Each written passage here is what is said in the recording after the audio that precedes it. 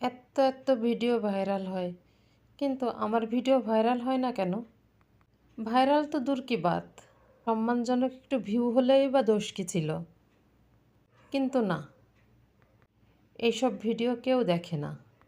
কাজের বা প্রয়োজনের কিছু কেউই দেখতে চায় না, হয়তো আমরাও তাই। মানুষ সেই সব ভিডিও দেখে যেসব ভিডিও বিনোদনমূলক। আবার সেই সব ভিডিও মানুষ পছন্দ করে যেটা মানুষের ব্যক্তিগত জীবনকে উপস্থাপন করে। আমার ভিডিওতে না আছে ব্যক্তিগত জীবনের গল্প, না আছে বিনোদন, না আছে কাউকে নিন্দামন্দ গালি দিয়ে কথা বলা। তাই এইসব ভিডিওতে ভিউ হয় না। ভাবছি এখন থেকে গল্পও বলা শুরু করব। কিন্তু গল্পের টপিক কী হবে? আমি তো খাইই পান্তা ভাত, আমার ঘর থেকে বিরিয়ানির গন্ধ কিভাবে বের হবে? আমার মতো যারা, তাদের অল্পতেই সন্তুষ্ট থাকা ছাড়া আসলেই কোনো উপায় নেই।